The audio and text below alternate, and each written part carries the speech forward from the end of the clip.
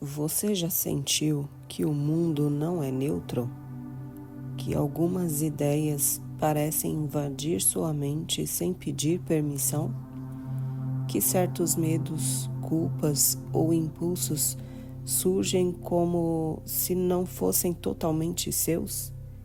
A Bíblia nunca disse que a realidade era um campo vazio. Ela sempre falou de poderes, forças, mensageiros e governos invisíveis.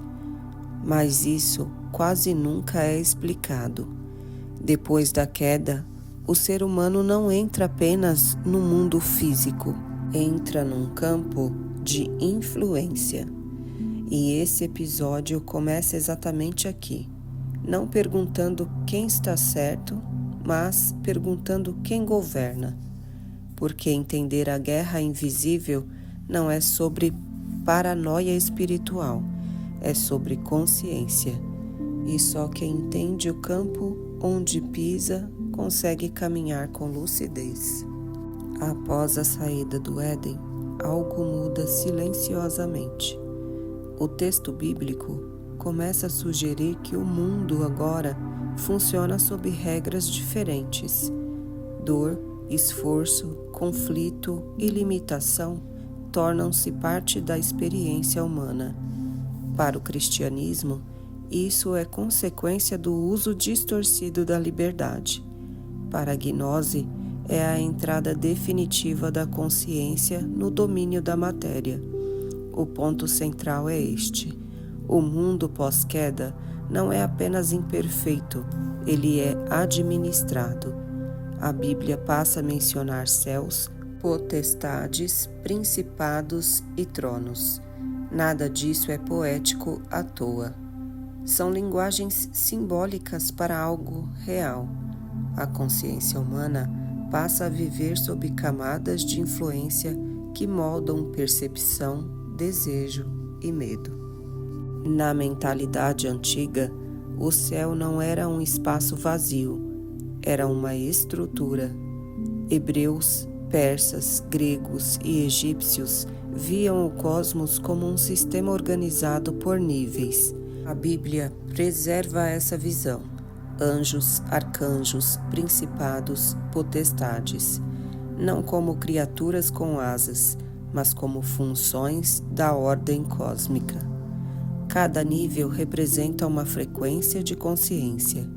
Quanto mais elevado, mais próximo da fonte. Quanto mais denso, mais próximo da matéria. Essa hierarquia não fala de distância física, fala de distância interior. Entre você e sua essência existem camadas. A guerra invisível acontece exatamente nelas. Anjo significa mensageiro. Na Bíblia, anjos não têm personalidade própria. Eles executam funções, levam mensagens, corrigem rotas, restauram equilíbrio. São símbolos da ordem que tenta permanecer mesmo após a fragmentação. No nível psicológico, representam impulsos de clareza, intuição e alinhamento. Aquela ideia súbita que traz paz. Aquela decisão que parece colocar tudo no lugar. Os anjos não forçam, eles orientam. Mas, no mundo de ruído constante, a orientação sutil quase não é ouvida. A guerra invisível começa quando você aprende a diferenciar o impulso que ordena do impulso que fragmenta. O livro de Enoque fala dos vigilantes, seres que observavam a humanidade e ultrapassaram seus limites.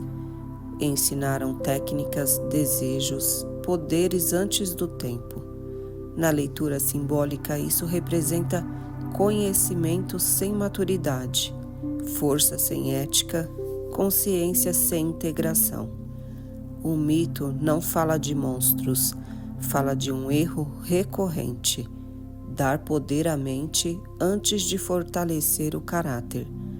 Toda vez que a humanidade avança sem consciência, repete o gesto dos vigilantes.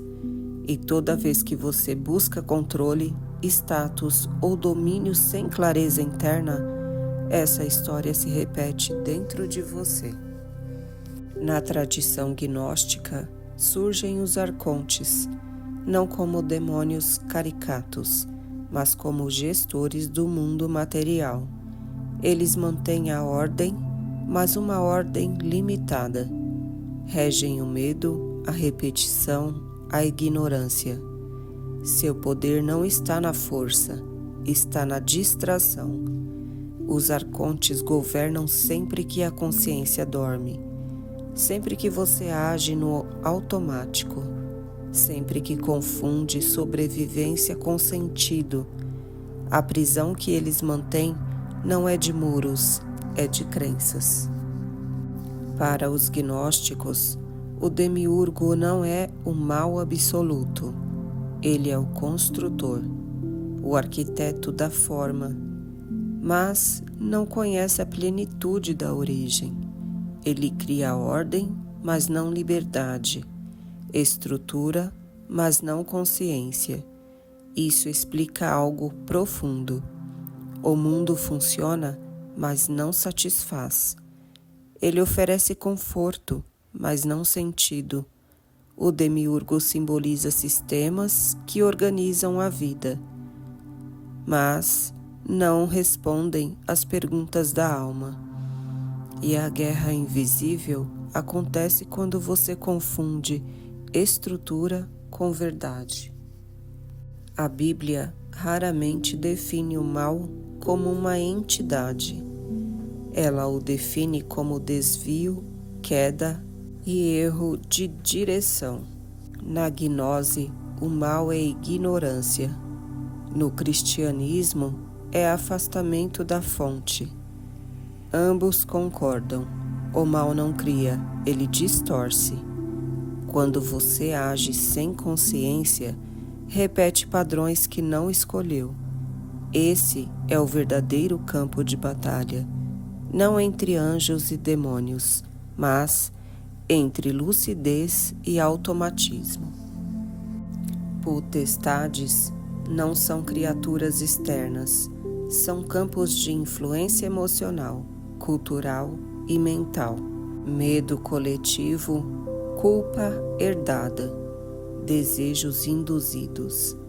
Eles moldam comportamentos sem precisar se mostrar. Quando você reage sem pensar, uma potestade venceu. Quando você observa antes de agir, a consciência retoma o governo.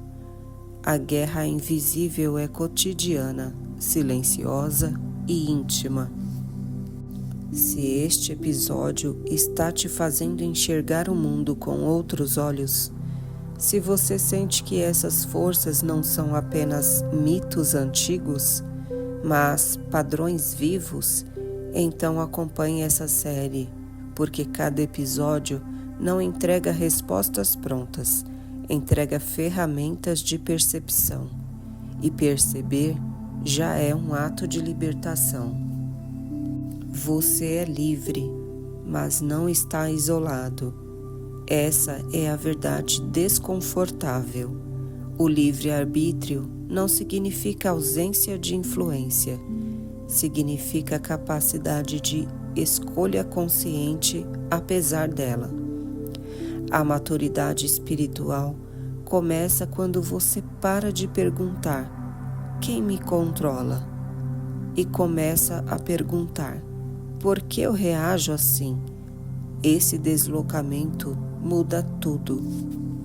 Jesus fala do príncipe deste mundo, não como um ser com trono, mas como uma lógica dominante, a lógica do medo, da comparação, da escassez. Quando você vive apenas para sobreviver, esse reino governa. Quando você vive para compreender, algo se rompe. A guerra invisível é, no fundo, uma disputa por significado. Na gnose, cada humano carrega uma centelha do pleroma. um fragmento da origem. Ela não está perdida, está esquecida. Tudo que distrai, vicia ou anestesia serve para mantê-la adormecida. Mas tudo que gera silêncio, presença e verdade a desperta. A libertação não vem de fora, vem do lembrar. A Bíblia nunca promete um mundo fácil, promete discernimento.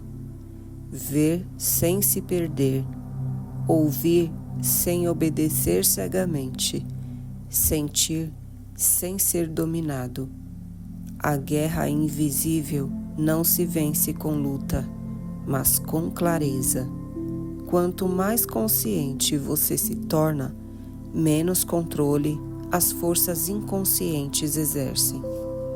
Depois da guerra invisível, vem o julgamento.